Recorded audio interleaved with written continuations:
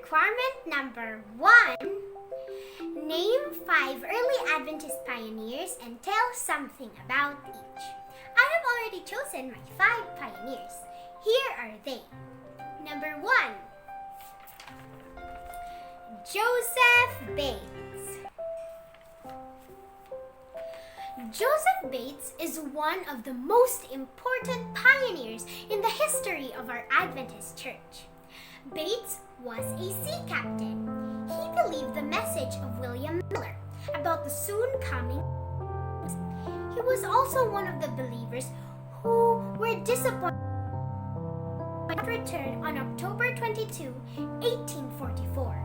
After this, he read a tract explaining that the 7th day of the week was the Sabbath. Bates believed this, but he wanted to know more. By this time, he heard a group of believers worshiping on the Sabbath, so he went to their place. That night, he studied together with some of the believers about the Sabbath. He wanted to look at every verse in the Bible about the 7th day Sabbath.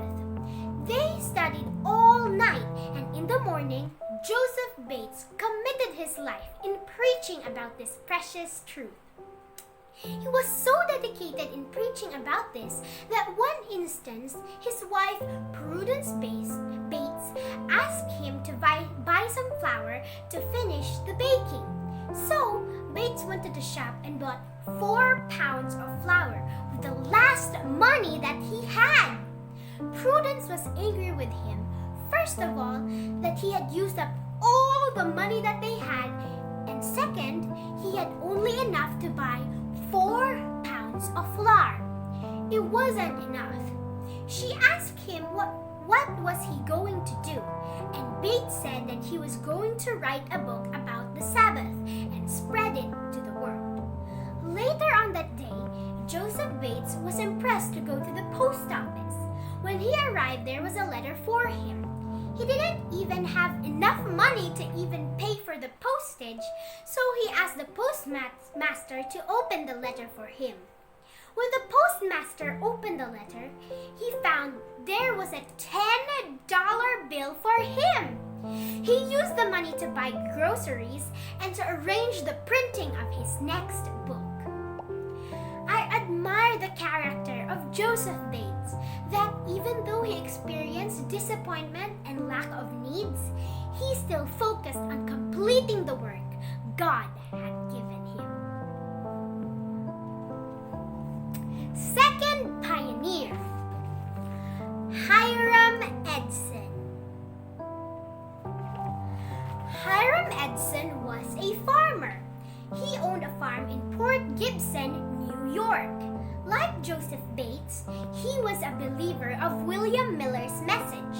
Great disappointment came on October 22, 1844, and Hiram Edson was no special case.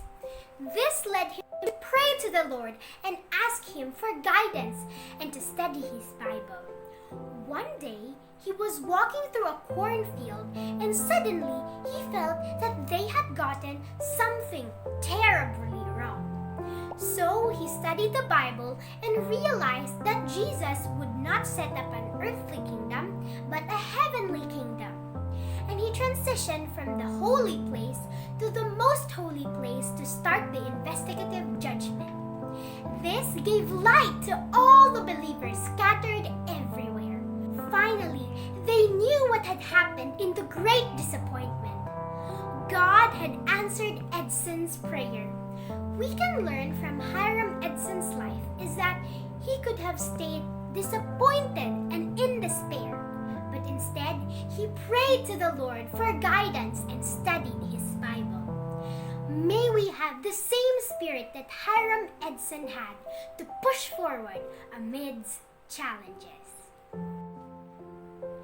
Third pioneer, J.N. Andrews. J.N. Andrews, or John Nevins Andrews, is one of the powerful pioneers in our Adventist church. God used him to spread the Adventist message message not only in North America but also in other parts of the world. He was the first official missionary of the church. He also helped Adventists understand the Sabbath as reaching from sunset Friday to sunset Saturday. Despite his wife dying 2 years previously, he still set sail for his mission field, Europe.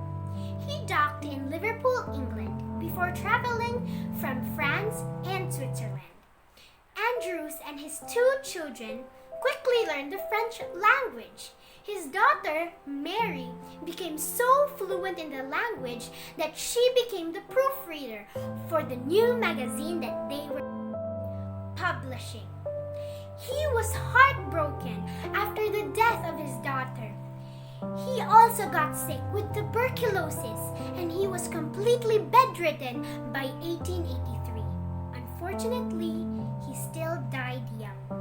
I really admire the character of J.N. Andrews, how he persevered even he experienced lots of sadness and disappointments, and how his legacy lived on until now. 4th pioneer, Uriah Smith. Uriah Smith was a powerful and strong leader of our early church. He was born in West Woolton, New Hampshire. At a young age, he got an infection in his left leg and had to amputate it at the age of 12. The amputation lasted for 20 minutes and no anesthesia was used.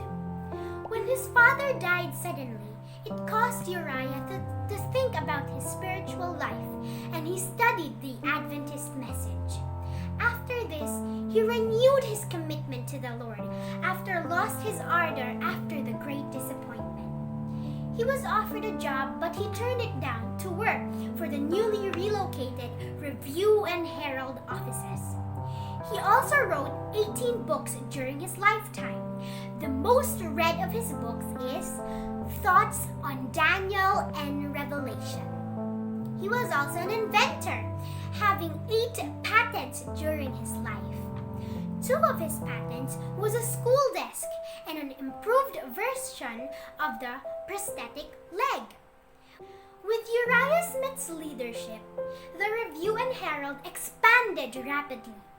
From a small hand press to having hundreds of employees, it was a tremendous success. He was also a hymn writer, and his most famous hymn is "O Brother, Be Faithful." On March 6, 1903, he was walking to work in Battle Creek, Michigan, when he collapsed. He was hurried to be seen by a doctor, but unfortunately, he died a few hours later from a large stroke. I admire Uriah Smith's character, that even though he had a disability, he still became one of the most passionate and strong leaders of our church. 5th and last pioneer, Ellen White.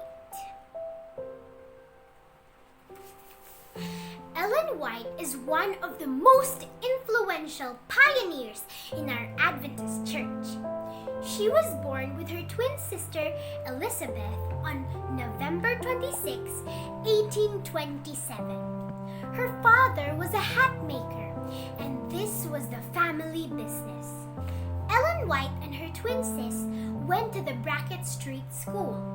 One day, they were walking to home after school. They were shouted angrily by an older girl, so they started to run. While running, Ellen turned back to look, and when she did, a rock smashed her in the face. Despite bleeding painfully and fainting a lot of times, she still managed to get home, and a doctor was called immediately. Her father had not been there when she made it home after the accident because he had a trip to the state of Georgia, and when he returned, he did not recognize Ellen at first glance. When she went back to school, she struggled to read, and eventually she had to leave school. She was also one of the people who believed William Miller's message. She was 17 when Jesus did not return on October 22, 1844. Later that year, she received her first vision. After this, she would have hundreds of visions that were very relevant for her time and for us today. During her lifetime, she wrote 5,000 periodical articles and 40 books. Even though she was timid, frail, and sickly, God used her to deliver His messages to us and to the people of her time. Always remember, God can use even the most sickly, timid, and frail person for His work. So, those are my 5 pioneers. But of course, there are still a lot of pioneers that you can study about. I was really inspired in studying about these 5 pioneers that I have just mentioned. May we have the same spirit that they had, to be very passionate in sharing God's messages no matter the situation we may be in.